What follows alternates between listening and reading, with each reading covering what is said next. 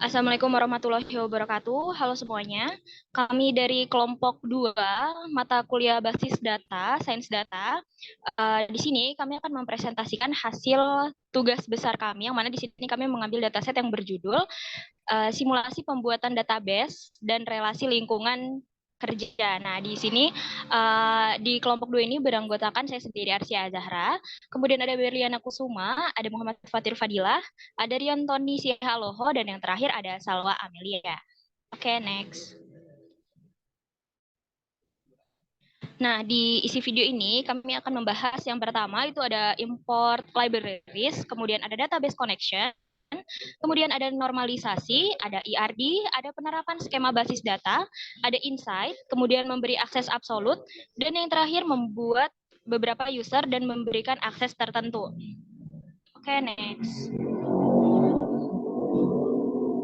Nah, yang pertama nih ada import libraries nih. Di sini kita menggunakan libraries OS, terus ada PyMySQL dan Pandas, yang mana OS sendiri itu digunakan untuk berinteraksi dengan sistem operasi. Kemudian PyMySQL itu digunakan untuk menghubungkan ke database MySQL-nya, dan yang terakhir itu Pandas digunakan untuk menganalisis dan memanipulasi data.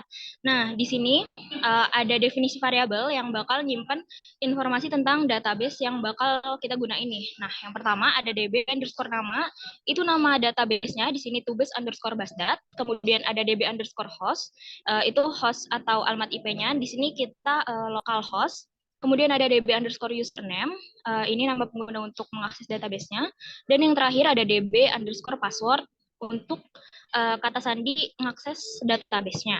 Nah, selanjutnya itu kita ngimport library PyMySQL dan SQL Alchemy. Nah, si PyMySQL ini gunanya itu untuk ngebuat koneksi nih dengan database MySQL-nya pakai Python. Sementara SQL Alchemy-nya sendiri itu library Python yang menyediakan antarmuka yang lebih tinggi nih untuk berinteraksi dengan berbagai macam database termasuk MySQL. Oke, next Patir.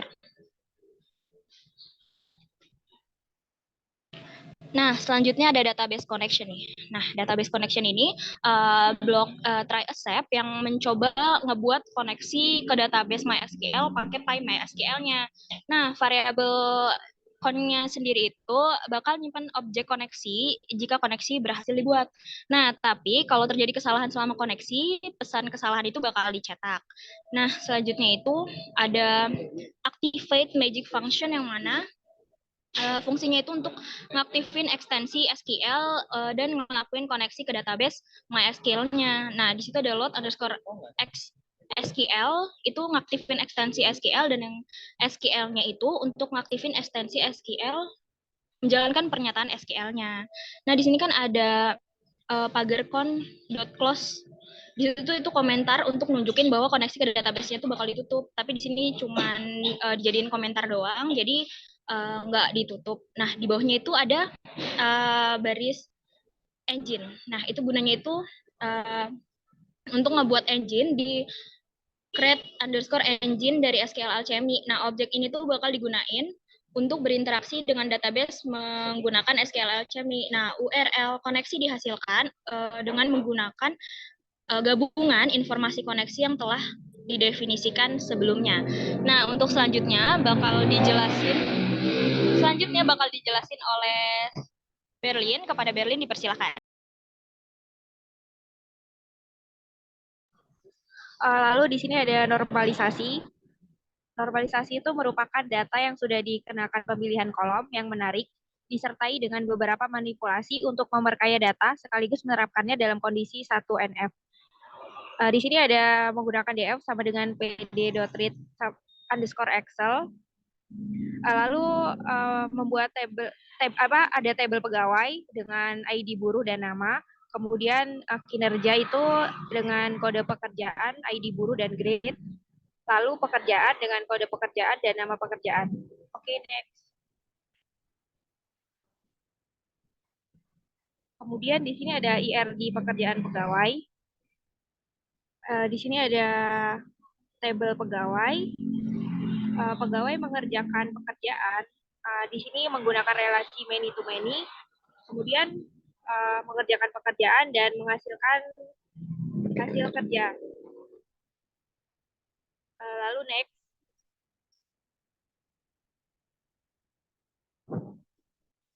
Kemudian penerapan skema basis data dengan membuat database. Kita create database lingkungan underscore kerja, kemudian mengaktifkan database dengan use lingkungan underscore kerja. Kemudian next.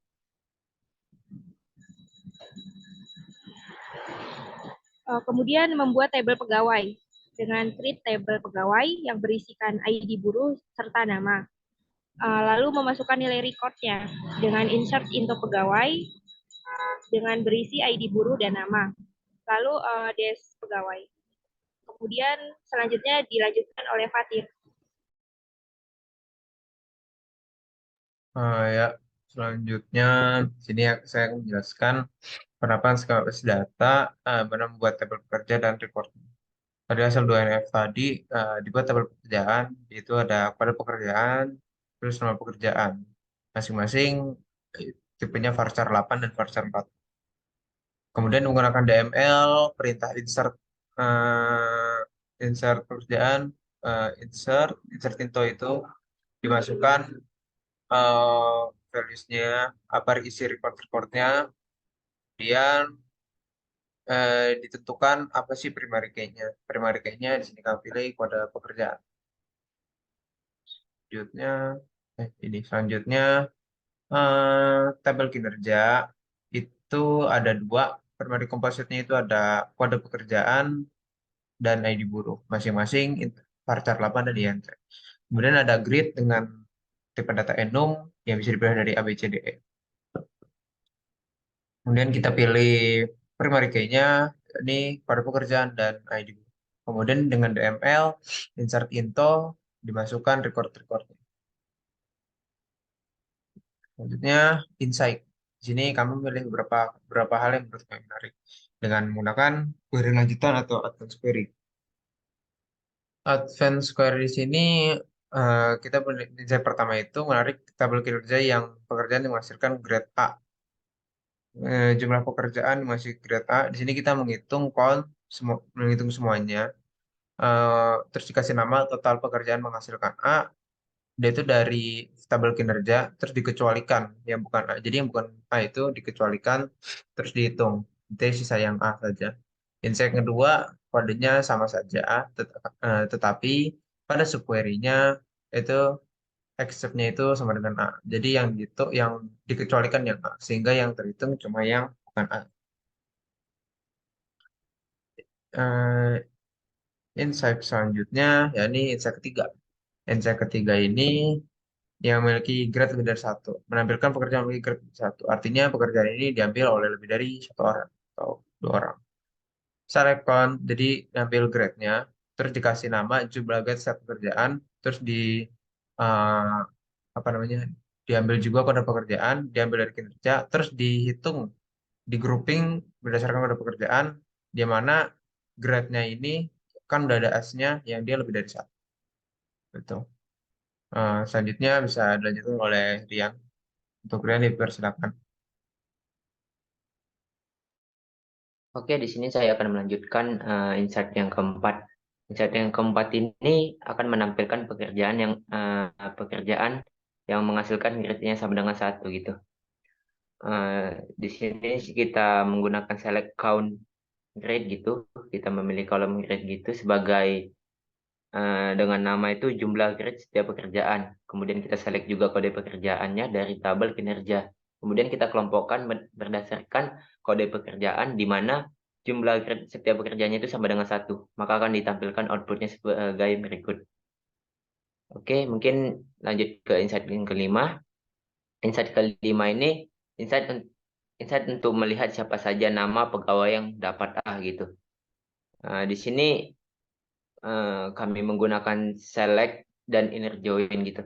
Pertama kita select dulu pegawai.nama untuk menampilkan nama yang akan ditampilkan berdasarkan grade-nya itu A gitu. Select pegawai.nama sebagai nama yang dapat A dari tabel pegawai. Kemudian inner join dari tabel kinerja di mana grade-nya itu sama dengan A sebagai atau namanya itu pegawai mendapat A. on pegawai.id. Jadi berdasarkan ID-nya gitu. Kemudian akan ditampilkan output sebagai berikut. Mungkin boleh lanjut.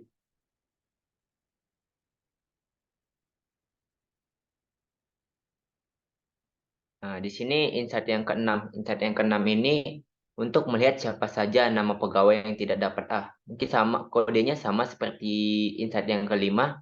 Bedanya di sini di inner join-nya itu pada tabel kinerja itu grade-nya itu tidak sama dengan A gitu. Kalau yang tadi kan di insight yang kelima itu grade-nya itu sama dengan A. Nah, yang di insight yang keenam ini grade-nya itu tidak sama dengan A. Maka akan ditampilkan nama-nama yang tidak insight-nya itu grade-nya itu tidak sama dengan A gitu. Mungkin bisa dilihat output-nya ini. Oke, mungkin bisa dilanjut. Oke, masuk ke insight yang ketujuh. Insight yang ketujuh itu untuk mengetahui mana kode pekerjaan yang menghasilkan nilai A-nya itu sama dengan 1, serta menampilkan jumlah nilai A-nya gitu. Nah, di sini kodenya sama seperti yang sebelum-sebelumnya gitu. Kita select count grade-nya sebagai nama banyaknya A dihasilkan. Kemudian kita select lagi kode pekerjaannya eh, berdasarkan kalau tabel kinerja dengan grade-nya itu sama dengan A gitu. Kemudian kita kelompokkan berdasarkan kode pekerjaannya dengan banyak A yang dihasilkan itu lebih besar sama dengan 1. Maka nanti akan ditampilkan output dengan A-nya itu yang lebih besar dari 1, kayak yang seperti output di bawah ini, ada 1, ada 2. Dan kemudian akan ditampilkan juga kode pekerjaannya. Mungkin masuk ke insight yang ke-8. Insight yang ke-8 itu untuk mengetahui mana kode pekerjaan yang menghasilkan nilai A-nya sama dengan 0 gitu. Kodenya sama seperti yang insight yang ke-7, namun di sini having-nya itu nilainya sama dengan 0 gitu. Jadi kita mau melihat mana sih kode pekerjaan yang nilai A-nya itu sama dengan 0 gitu. Ternyata di dataset ini tidak ada gitu yang insight-nya itu sama dengan 0 gitu. Soalnya di datanya ini insight-nya itu nilai A-nya itu minimal sama dengan 1 gitu. Mungkin boleh dilanjut. Nah, insight yang ke-9. Insight yang ke-9 itu untuk mengetahui mana saja pekerjaan yang menghasilkan kinerja bukan A gitu. Nah, mungkin sama seperti kode-kode sebelumnya gitu ya. Kita select dulu count-nya itu, select grade-nya itu berdasarkan count-nya gitu sebagai nama banyaknya A dihasilkan gitu. Kemudian kita select lagi kode pekerjaannya dari tabel kinerja di mana grade-nya itu tidak sama dengan A gitu. Kemudian kita buat nama sebagai tabel kinerja grade A saja gitu. Kemudian kita kelompokkan berdasarkan kode pekerjaannya gitu. Maka akan ditampilkan outputnya sebagai berikut gitu. Mungkin selanjutnya akan dijelaskan oleh teman saya, Salwa.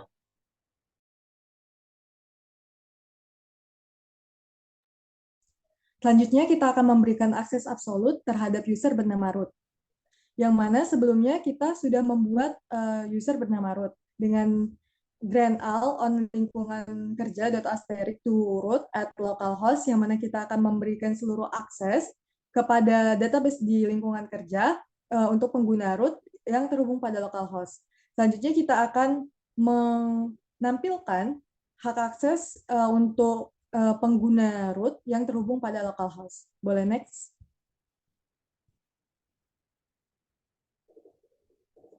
Selanjutnya, kita akan membuat user 1 dan memberikan seluruh akses, serta menghapus haknya untuk update, sehingga user 1 hanya tidak bisa update.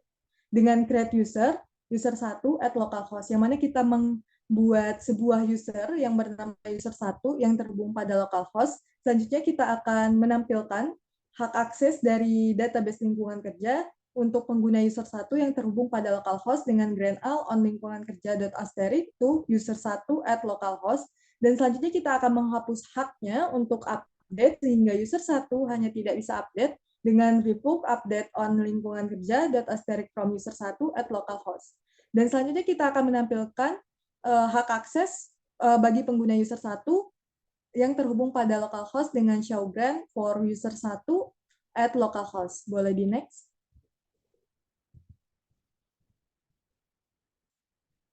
Selanjutnya, yang terakhir kita akan membuat user 2 dan memberikan seluruh akses serta menghapus haknya untuk meng-create sehingga user 2 hanya tidak bisa create. Dengan kita membuat create user dengan penggunanya user 2 yang terhubung pada localhost. Selanjutnya kita akan memberikan seluruh akses pada database lingkungan kerja untuk pengguna user 2 yang terhubung pada localhost dengan grant all on lingkungan kerja.asterisk to user 2 at localhost. Selanjutnya kita akan menghapus haknya untuk meng-create sehingga user 2 hanya tidak bisa create dengan revoke create on lingkungan kerja, yaitu pada database lingkungan kerja, .asterisk from user 2 at localhost.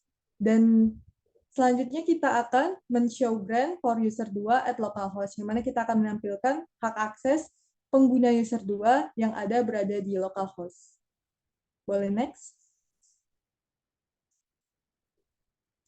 Sekian presentasi dari kelompok kami. Saya akhiri. Wassalamualaikum warahmatullahi wabarakatuh.